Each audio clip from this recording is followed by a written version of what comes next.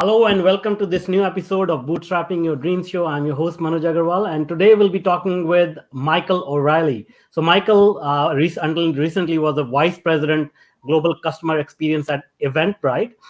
He's a digital business leader who delivers exceptional performance through strategic goal setting, partnerships, focus on execution. He built and developed high impact teams with a focus on problem identification and delivery of actionable solutions. Michael specializes in digital and general management, business strategy, social digital marketing, media optimization, analytics, omni-channel customer acquisition, retention, CRM strategy, execution, change management, people leadership, and development. To summarize his list of accomplishments, he led the successful integration of Athleta into Gap Incorporated, which the completed integration was within budget and with get this 98% employee retention. He also led the evolution of Athleta from catalog-centric to omni-channel business while tripling direct-to-consumer revenues in 7 years. Michael created and led B2B business for Choice Hotels, which exceeded the original business plan each of its first 3 years. Michael is currently on the board of MacPherson Art Supplies, which happens to be one of the largest, or actually the largest art supply distributed in North America. Welcome, Mike. Thank you very much, and I appreciate that. Awesome. So you've had a tremendously successful career, and from our discussions earlier, I know a little bit of your background. But for the benefit of viewers and listeners, why don't we start there? Why don't you take us down the memory lane and tell us a little bit about how you got started? Great. Yeah, and I started off life in finance and accounting, and just really had kind of an intellectual, curious approach to things. And I'd worked in Pepsi for several years in the strategy and finance group, and really got kind of the bug around how things were done and how you actually create value versus just doing the analysis on things. And that transitioned into a few other roles down the road where I got to the point of being able to run business operations, be able to take some of the visions and create goals and plans to be able to execute against that. And really where for me it came to fruition was when I got to Gap and really in the early 2000s when you started to see the internet define itself and kind of begin to transition into what became digital, and thinking about how in that time frame you had this transformative event that was happening, which was the birth of the internet and people figuring out how to actually monetize it in a way that drove economic value. And for me, it always came back to the customer and how the customer intersected with these different channels and different experiences. So as I started to go through my career, kind of in a very Socratic way, and really trying to ask questions about what this meant and what the customer wanted, and melding it together, it gave me the opportunity to start developing what the digital KPIs and tracking was for Gap Inc. And then transitioning into leading the integration of Athleta into Gap, and then for 7 or 8 years, actually running the Athleta direct-to-consumer business while also running the business strategy, CRM, and business analytics for that group. So to me, that was something that was really interesting, always about the customer, and then having the opportunity to take that information and experience to Perricone MD and a very similar type of an experience there of driving and transforming that business from a digital perspective. And then finally, being brought into Eventbrite to lead the transformation of customer experience from end to end, and really having the opportunity, again, to focus on the customer as a center point, expressing that in the business. And that's really kind of been the common theme, and people probably hear about that in our podcast today, which is the customer at the center of all of these different transformations and decisions. Yeah, that's great. And now it's an interesting sort of segue into in your career, because I know from accounting you went into digital, and you also have a lot of experience in leadership and sort of setting up very highly efficient teams, distributed teams. So how was that transition going from, which is not a very usual transition? No, it really was the style, my style and my leadership style transitioned very readily, which was really hiring really smart people and me being in service to my teams, whether we were creating the goals and sharing the creation of the goals or developing the roadmap for us to achieve those goals. They were things to me that's been an approach I've taken, for a long time in my career. When I started really segueing from being in an FP&A and a strategy role into actually running businesses, it was a matter of hiring people who really were also intellectually curious and came in with the real desire to learn what the problem was and then go after addressing the problem in a way that was appropriate to where we were, versus kind of bringing in historical experience that, while helpful, wasn't really relevant to the issue. So for me, it was taking an approach and a construct of being very thoughtful about the problem we were trying to solve, getting the right people on the bus, and then collectively going after it and bringing people along with us in the process.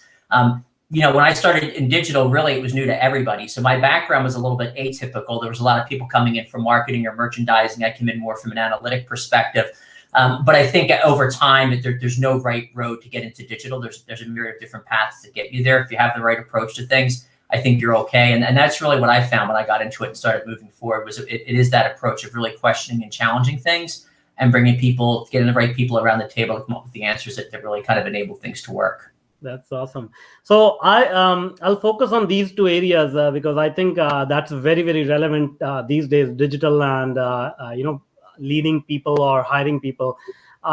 Over the years, you've had almost 2 decades of experience.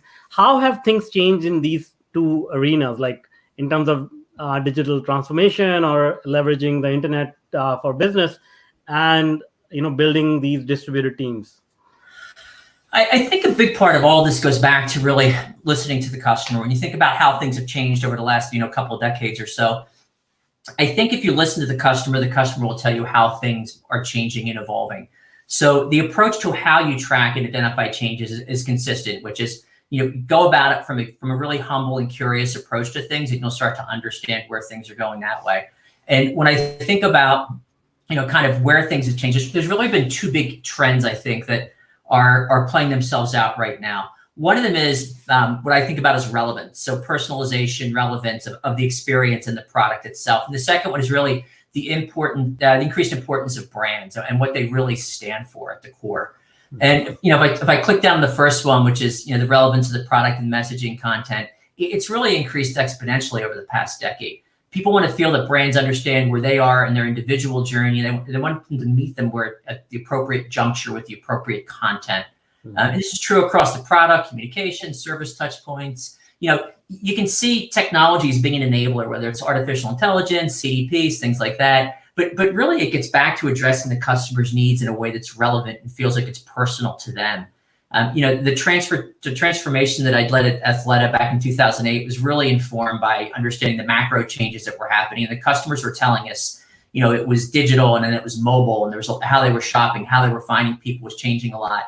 But that was also married a lot with what we were finding internally within Athleta at that point in time, which was really kind of going through listening to customer conversations and looking at customer data. So what you really started to see was that what the customer was telling you was that there was a massive change in how they thought about the experience. And it wasn't broken out anymore between here's online and here's brick and mortar and here's outlet for us. It was really a matter of there's a customer at the middle of this, there's a brand intersection here, and it's creating what feels to the customer like a seamless surround sound kind of experience, which was very different than historically, where here was the role of a store, which was to deliver a certain number of sales and certain productivity kind of a thing. So that was the one big area. I think the second big piece, though, is the increased emphasis on why brands do what they do. Why do they exist? Their ethos.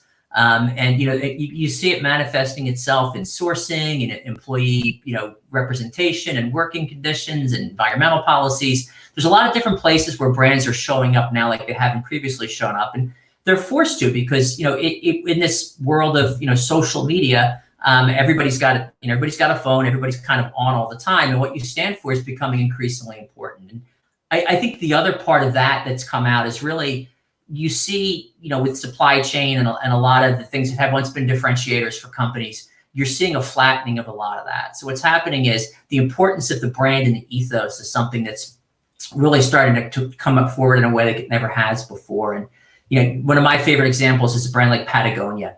Patagonia has gone beyond designing product for specific end uses and competing with Columbia or Arc'teryx or North Face on a product specific basis, and really moving to a brand and taking a strong stance and saying this is what our brand stands for. You can sign up for it or not, but you understand where they are. And I think a lot more brands are doing that to differentiate themselves in the market now. So I think they're the 2 big pieces when I think about what's changed the most. That's amazing. Okay, so as I hear you talk about this, and also your skills in building the teams and leading them to achieve these audacious goals, I'm noticing a pattern where you're really focused on understanding other humans, isn't it? Yeah.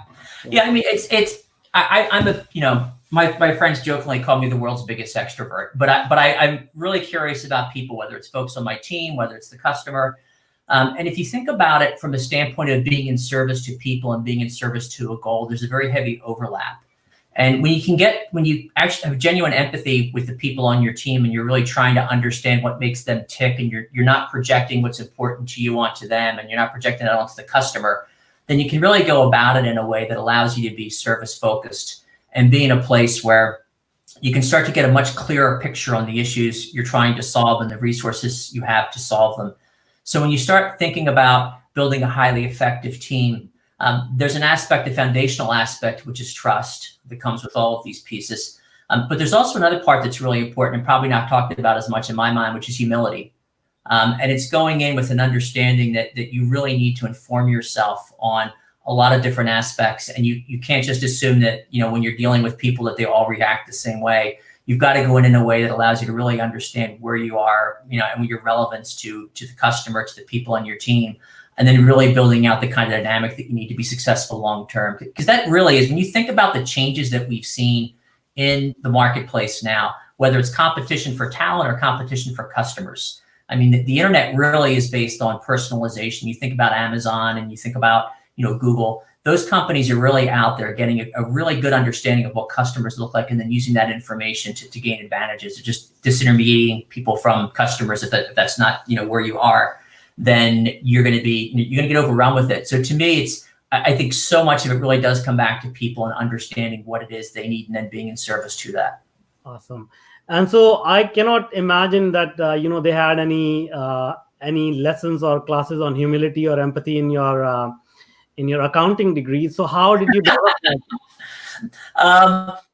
I think the first lesson I remember getting on humility and empathy really kind of goes back to growing up. My father immigrated here from Ireland after the Second World War, and I grew up back in Philadelphia in kind of a working class neighborhood, and I kind of saw those things that I didn't have. And then when I graduated high school, I went back to Ireland and visited the farm that he grew up on, and had a tremendous appreciation for what his hardships were. And he grew up really in abject poverty and never complained about it. He was a person who never had a bad day in his life.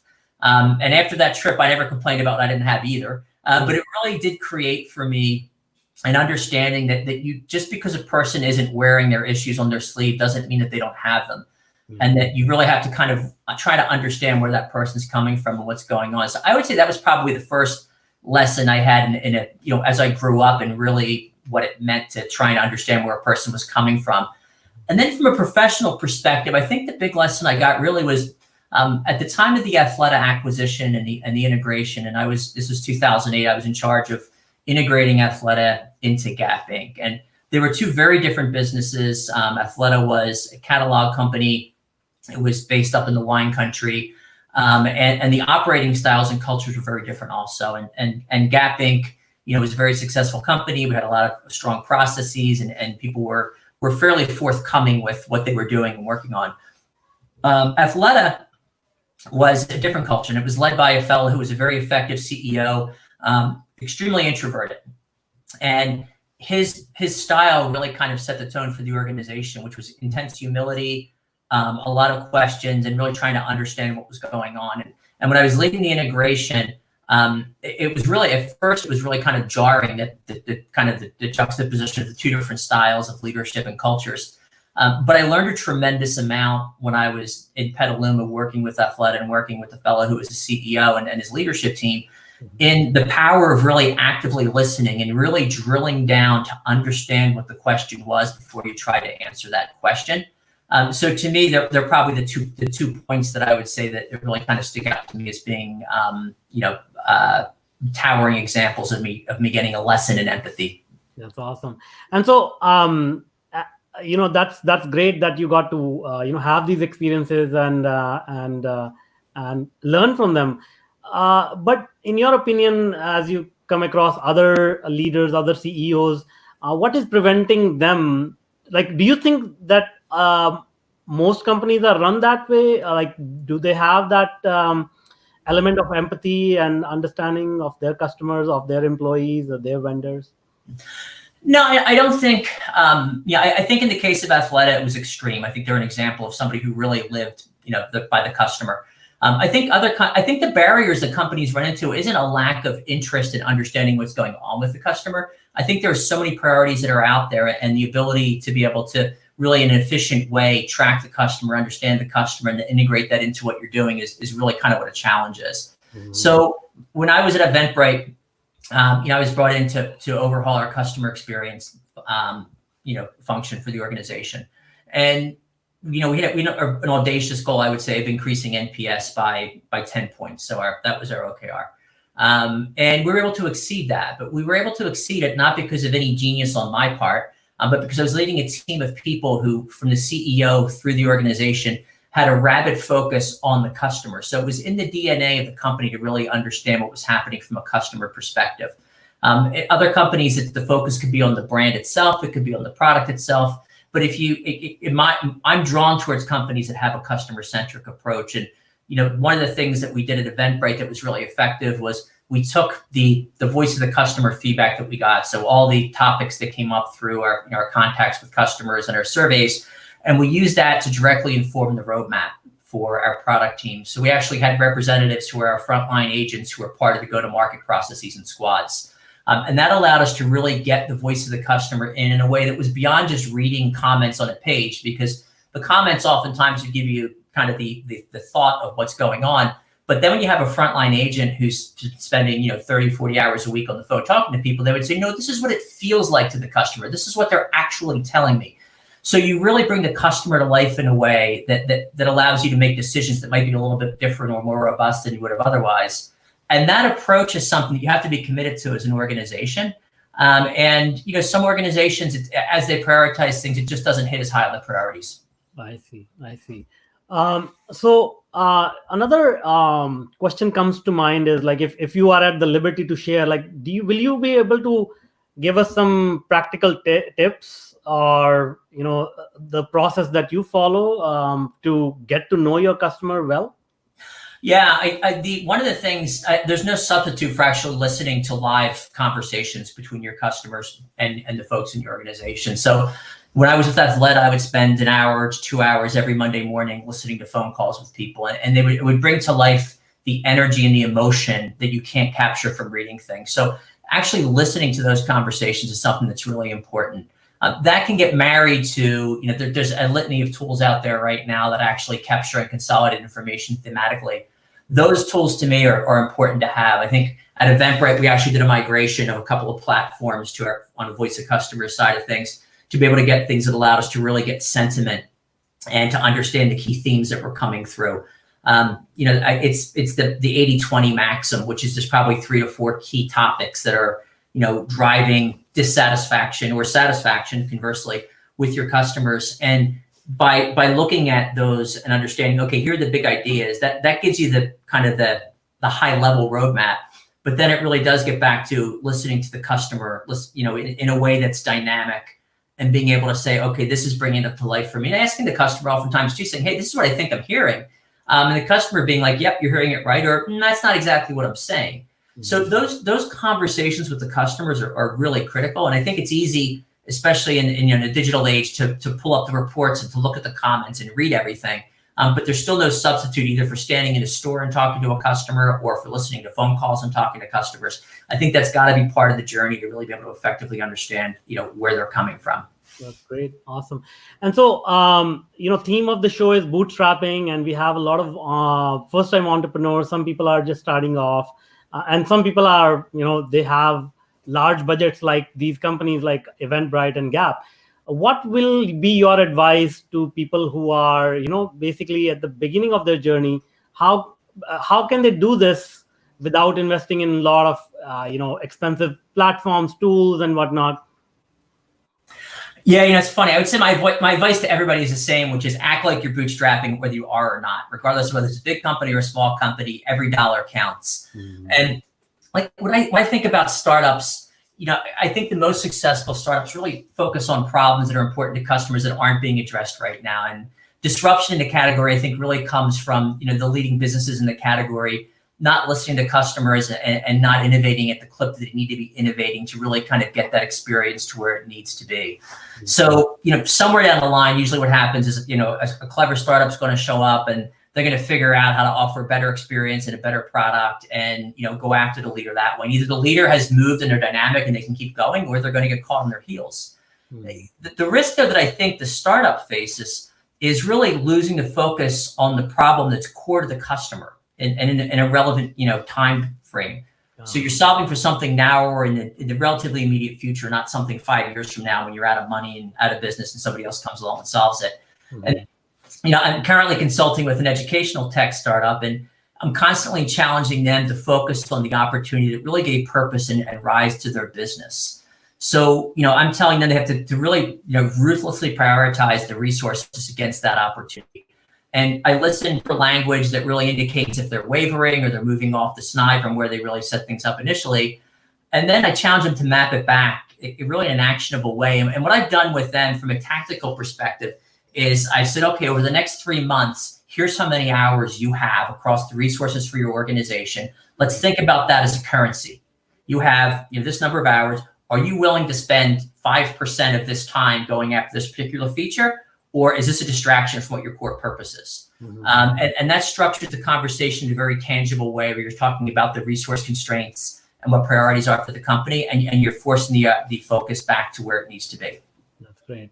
And so you mentioned earlier around year 2000 as the internet was sort of booming and the expectations from the consumers shifted. And I think we are going through some sort of a major shift right now, as well as we are all working from home, and we are not going out as often, not traveling as often. So, what kind of long-term impact this will have in terms of the consumer behavior or their expectations, in your opinion? Yeah, I think when I think about COVID in the moment we're in right now, it's almost like a fire that's sweeping through the forest. Mm-hmm. And it's going to take out a lot of the smaller, weaker businesses and people who weren't set up for long-term success. And it's going to leave behind, stronger businesses, but it's also going to create an opportunity for new businesses to come into play. And it's still being defined as to what those businesses look like that are going to rise from this fire. But I do think what it's doing is it's resetting, in some cases, entire industries like the live events industry. Another case is it's resetting channels where you look at direct to consumers being something that's really exploding right now.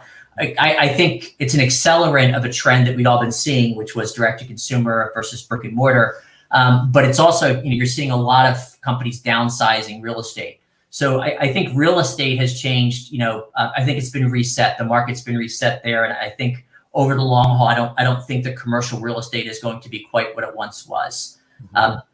It also resets the talent equation. There was a great article I read when this whole thing started a couple months ago that talked about this being the world's largest work from home test. Mm. And it has been. And I think a lot of people have realized that, hey, you know what? Working from home is effective. So it gives your workforce a little bit more mobility. And frankly, it makes them a little bit more difficult or more challenged to retain them, when things start to recover, because they're not geographically as bound as they once were. So I think there's a lot of ways that it's going to manifest itself. And what a lot of it, I think, is going to come back to for businesses is in this moment in time, how are they preparing themselves for the other side of this as it still defines itself? Mm-hmm. And I do go back to having the customer and the employee kind of at the center of your strategies and understanding, how do I want to manage my relationship with my customers, with my employees through this moment in time? And as I come out the other side of this, am I positioning myself in a way that's allowing me to accelerate out of this, this moment in time when the economy recovers? Or am I hunkering down in a defensive position that I'm going to act surprised when the economy recovers and I'm going to be chasing this recovery down the road? Yeah, that's it. That's going to be very interesting, actually. Now, you also brought up live events, and with your experience in Eventbrite, this could be a relevant discussion. So, what do you think is happening right now with live events? I mean, some economies are opening up a little bit, even around the globe. And what do you think will be the long-term outlook for like conferences and live events of people, where people congregate in large gatherings? Yeah, if I had a definitive answer to that, by the way, I'd be a rich man. But as we sit here today, I think what you're seeing with live events, it's going to be, when you think about industries that are going to recover, it's going to be slower to recover than other industries for obvious reasons. Mm-hmm. And I think the way that it recovers and the impact it has on business is going to be a bit different than it had been historically. So, there was not a barrier in reality or in perception, historically around going to live events. I myself went to Live Aid, a million years ago when I was a kid, and there was 105,000 people there and nobody thought anything about it.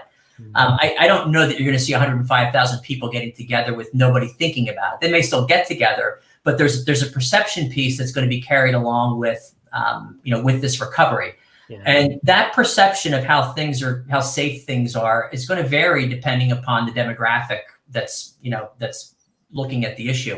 So I think as live events recover, it's not going to be necessarily a V-shaped recovery across the board. I think you'll see certain segments recovering quicker than others. I think you'll see some industries that are probably going to change, for the long term, and in a way that's probably going to be permanent. And when you think about some of the businesses that are impacted in live events, whether it's the ticketers or the venues, they have to think not just about COVID, but what's the next thing that comes down the highway also, and how are they preparing for this type of a disruption should it happen again. So there's COVID itself is, a major issue, as we all know, but it's representative of something that, that could happen and likely will happen again. And how people are trying to prepare now to deal with that eventual reality is something that's still playing itself out. Cool. All right. Well, we'll see how it goes. Now, I do want to put you on the spot because I know that, you did, a lot of people talk about leadership and how they have been able to build teams, lead them. But I think you actually did something that was really touching. So I don't know whether you want to share it, but I would love for you to share that story, about your time at Eventbrite and how, what kind of leadership you demonstrated, if that's okay with you. Yeah. So I guess I'll start at probably at the beginning, which is the most important part, which to me is, I touched on the fact that, growing up, my father was somebody who came to the States, and I know that people helped my father out in his lot in life. I don't know who they were or how they helped them, but nobody gets through life without being helped by people. And I think as we ascend into leadership roles, there's a duty that we have as leaders to the people that work on our teams to be in service to them. Mm-hmm. And when COVID hit, I was just after coming back from a trip to Ireland, coincidentally. And what was left on me was, I was presenting something to my team there, and I was staring out the window at the port my father sailed from in 1948. And there was kind of a poignancy to it, but there was also a part to me that hit me very realistically, which is like, hey, it's, somebody helped him, he left here, it's kind of gone full circle. Well, a few weeks later, COVID hit in a really big way. And what happened as part of that was, my team of 140 people was servicing a certain volume of contacts that we had. And it was clear that those contacts were going to drop precipitously because we just didn't really, as the business dropped, our contacts were going to also go down commensurately. So for me, when I looked at the organization, what I was brought in to do on my team, I came to what I thought was a fairly obvious, recommendation, which was that my role really should be, wasn't necessary in the new world. So I had a conversation with our CEO, who's an incredible woman, very bright woman, very empathetic woman, somebody I have tremendous respect for. And I made the recommendation to her that, I thought my role was, frankly, not necessary going forward. And that as a consequence of that the resources could be better deployed to support the people in the front lines, and we would be able to have more frontline talent there versus me being in a position where I was, frankly, not adding the value to the company that was originally envisioned. So, and we were at the same place. We agreed on that. So to me, I as I share with you, I checked in with my wife before I actually recommended my job be eliminated going into it. But I could say it's leadership, but I think it's just being a good human being. Mm-hmm. You got to step back sometimes and realize that there's people out there who are probably in a little bit of a tougher spot than you are. And you just got to do the right thing and eventually believe that it's going to work itself out as it should, because it will. Yeah. That's a very commendable attitude, and not only in words, but in actions. Like, you don't get to see that quite often. So I really appreciate that, that what you did. So thank you. Now, what is next in your career? Like how are you going to utilize your talents and your experience and probably help other people experience the same kind of understanding of your customers or other people that you work with? That's a great question, which is to say I don't have a great answer yet. I'm going to follow the customer passion and the digital side of business and really kind of go down that path. I might share with you, shortly before the call that I'm also using an opportunity to kind of, on the personal side of things, teach my 16-year-old how to drive a car, my 5-year-old how to ride a bike. So there's a personal and a professional piece. On the professional piece, I've leaned in a lot more on the MacPherson side of things to really help them think about what's the roadmap forward in their industry from a digital perspective and start to work to develop that roadmap piece there. And then also, as I am kind of exploring different options, leaning in to help some early stage companies out also as they try and navigate through the waters, whether it's from a strategic roadmap perspective or from a customer centricity perspective. So a lot of it for me right now is investing the time into my family, into some of the businesses I'm already involved with right now, and then trying to be very deliberate about what I'm looking to do next. That's amazing. That's great. Thank you so much for being with us and sharing your story, sharing your wisdom. Now, if people want to get in touch with you, how can they do that? I'm on LinkedIn. Probably the easiest thing to do is just reach out to me through LinkedIn. I'm happy, by the way, to answer any questions people have. If I'm able to help people out, I always feel good about being able to do that. So please just reach out to me via LinkedIn and I will get back to you in short order. Awesome. That's great. So we'll put your LinkedIn, the profile URL in the show notes. Good stuff. Thanks so much, Manuj. I just want to say too, I appreciate the opportunity. I really do hope this was helpful for people who are listening to the podcast. And I also want to recognize that these are really challenging times that we're all finding ourselves in, and just encourage people to be kind to each other in this moment. And I always tell my kids or ask my kids, what is your kindest interpretation of a situation, which with teenagers isn't always the best place to start. But I think if we ask ourselves that question, about what is our kindest interpretation, sometimes it allows us to really kind of foster longer term relationships and not get ourselves into a bad place during a very challenging time. That's very good advice. Very well said. Thank you so much for that nugget as well. Oh, yeah. Thank you so much. Thank you.